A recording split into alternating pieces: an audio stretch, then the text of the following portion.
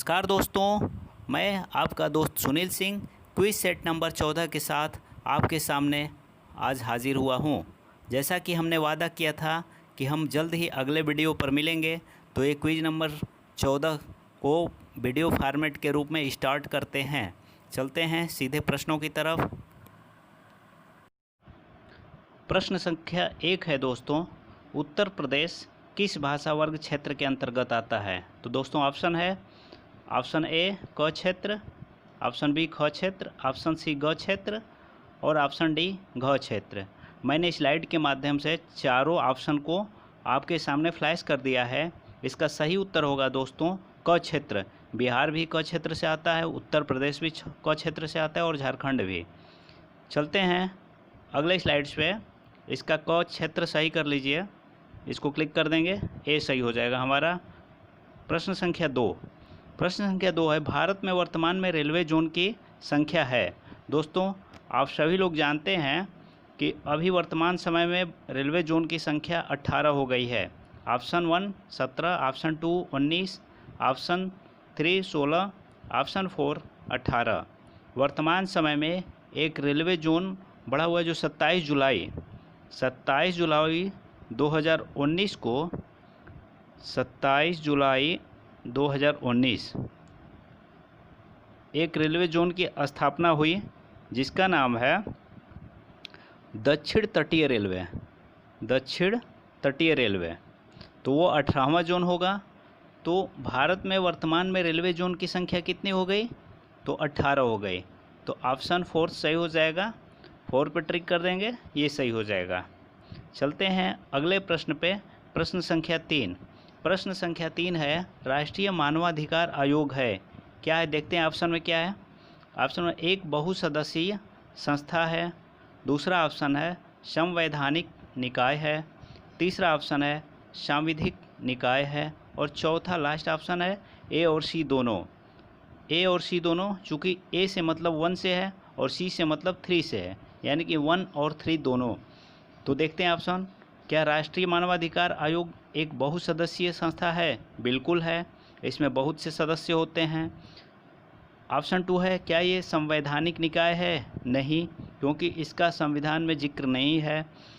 तीसरा ऑप्शन है सांविधिक निकाय है, तो हाँ ये एक संस्था है इसलिए सांविधिक निकाय है। तो चौथा ऑप्शन ए और सी सही हो जाएगा, यानी कि पहला और तीसरा 1 और 3 सही हो जाएगा। तो इसको ट्रिक कर देंगे 4th पे। चलते हैं अगले प्रश्न पे। प्रश्न संख्या 4, ये सीआरपीसी से क्वेश्चन है, दंड प्रक्रिया संहिता 1973 की मुख्य विशेषता है। ऑप्शन है कार्यपालक मजिस्ट्रेट को न्यायिक शक्ति प्रदान करना, दूसरे ऑप्शन को देखते हैं विधायिका को कार्यपालक से पृथक करना, तीसरे ऑप्शन को देखते हैं न्यायपालिका को कार्यपालिका से पृथक करना और चौथा ऑप्शन है कार्यपालिका से राजस्व कार्यों को पृथक करना। दोस्तों इसका सही उत्तर क्या हो जाएगा? तीसरा, न्यायपालिका को कार्यपालिका से पृथक करना। चलते हैं अगले प्रश्न पे। प्रश्न संख्या 5, जमानती और गैर जमानती अपराधों की सूची दंड प्रक्रिया संहिता में कहाँ दी गई है? ऑप्शन देखते हैं, धारा 106 बिल्कुल नहीं, ऑप्शन 2 धारा 110 ये भी नहीं, अनुसूची 1, ऑप्शन 4 है अनुसूची 2। आप गेस करिए अनुसूची 1 या अनुसूची 2 में ही दिया गया है, तो इसका सही उत्तर हो जाएगा अनुसूची 1। चलते हैं अगले प्रश्न पे। प्रश्न संख्या 6, भारतीय दंड संहिता 1860 की धारा 65 के अंतर्गत अर्थदंड यानी कि जुर्माना अदा न करने पर कारागार की सज़ा होगी। क्या होगी? ऑप्शन 1 है अपराध के लिए निर्धारित अधिकतम सज़ा की 1/3। जो भी अपराध होता है उसमें सज़ा निर्धारित की गई है, तो अधिकतम सज़ा की 1/3 कह रहा है इसमें। ऑप्शन 2 है अपराध के लिए निर्धारित अधिकतम सज़ा की 1/4। ऑप्शन 3 पे चलते हैं, अपराध के लिए निर्धारित अधिकतम सज़ा की आधी और ऑप्शन 4 है अपराध के लिए निर्धारित अधिकतम सज़ा का 5वां भाग होता है। दोस्तों भारतीय दंड संहिता की धारा 65 में ये प्रावधान दिया गया है, मान लीजिए कोई भी अपराधी कोई अपराध करता है, अपराध सिद्ध हो जाने के बाद जब उसे सज़ा होती है तो उसे जुर्माना लगाया जाता है। यदि मान लीजिए कि किसी अपराध में 3 साल की सज़ा है और उसके ऊपर 3 साल की सज़ा का भी प्रावधान है, अधिकतम सज़ा 3 साल है, किसी अपराधी को 3 साल की सज़ा देने के बाद उसमें जुर्माना भी ऐड किया जाता है। यदि वो जुर्माना नहीं देता है तो उसे जुर्माने के बदले में और प्लस सज़ा काटनी होगी। तो यदि 3 साल है तो उसका 1/4, तो 3 साल का 1/4 बारते हैं 36 महीने हो जाएंगे 3 साल में, तो 36 का 1/4 निकाल लेंगे। चलिए देखते हैं, यदि किसी भी अपराध में मान लीजिए 36 महीने की सज़ा है और जुर्माना उसके ऊपर लगाया गया है, अगर वो जुर्माना नहीं अदा करता है तो 36 का 1/4 यानी कि 36 गुणते 1/4, तो ये 36 4 9 36, ये 9, यानी कि 9 महीने की उसकी सज़ा और बढ़ जाएगी। चलते हैं और देखते हैं, इसमें दूसरा सही हो जाएगा, दूसरे को टिक कर देंगे, निर्धारित अधिकतम सज़ा की 1/4 हो जाएगी। अगले प्रश्न पे चलते हैं, प्रश्न संख्या 7। भारतीय दंड संहिता की धारा 82 के अनुसार कोई बात अपराध नहीं है जो एक शिशु के द्वारा की जाती है यदि शिशु की आयु कम है।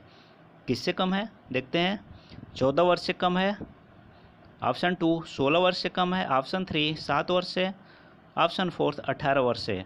दोस्तों आईपीसी की धारा 82 में क्या दिया गया है, 7 वर्ष से कम आयु के शिशु द्वारा किया गया कोई कार्य अपराध की श्रेणी में नहीं आता है। तो इसका ऑप्शन 3 सही हो जाएगा, 3 पे ट्रिक कर देंगे, 7 वर्ष से। चलते हैं अगले प्रश्न पे, प्रश्न संख्या 8।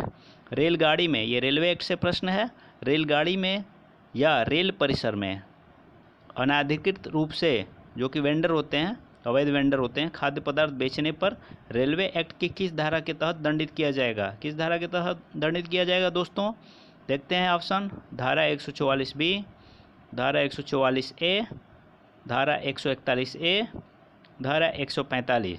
दोस्तों इसका सही उत्तर हो जाएगा धारा 144A। धारा 144A को सही कर देंगे। कोई भी ट्रेन में या रेलवे एरिया में अवैध वेंडरिंग करता है या कोई भी खाद्य पदार्थ बेचता है जिसके पास लाइसेंस नहीं है, तो अनाधिकृत रूप से, यहाँ जिक्र किया है कि अनाधिकृत रूप से, तो उसे दंडित किया जाएगा धारा 144A के अनुसार। चलते हैं अगले प्रश्न पे, प्रश्न संख्या 9 है, ये एनडीपीएस एक्ट से प्रश्न है। एनडीपीएस एक्ट की धारा 27A में क्या प्रावधान है। दोस्तों इस समय न्यूज़ पे चर्चा चल रही है जो सुशांत सिंह केस के मैटर में, तो आप लोग अगर न्यूज़ सुनते होंगे तो उसमें आप लोगों को पता होगा कि क्या प्रावधान होते हैं, एनडीपीएस एक्ट क्या है, इसके तहत सज़ा किसे होती है। तो कुछ ड्रग्स हैं जो कि भारत सरकार उसको इस अधिनियम के अंतर्गत पाबंद की गई है कि उसका सेवन करने पे भी दंडित किया जाता है। लेकिन 27A में है क्या, पहले ऑप्शन देखते हैं।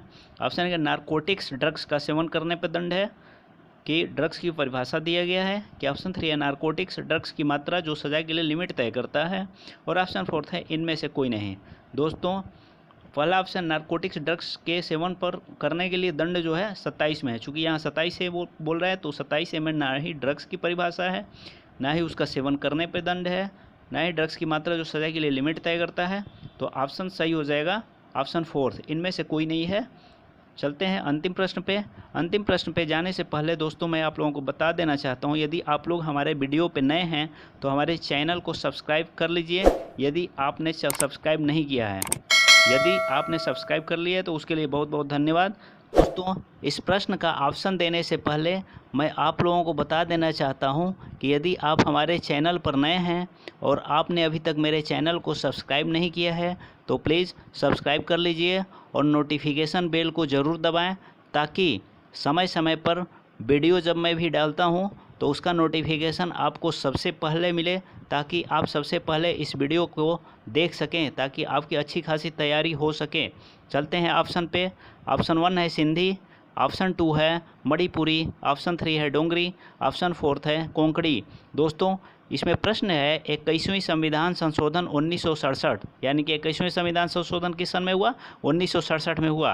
वो कौन सी भाषा जोड़ी गई उस समय 21वें संविधान संशोधन में, 15वीं भाषा जोड़ी गई, यानी कि 21वें संविधान संशोधन से पहले सिर्फ 14 भाषाएं ही संविधान में 8वीं अनुसूची में जोड़ा गया था।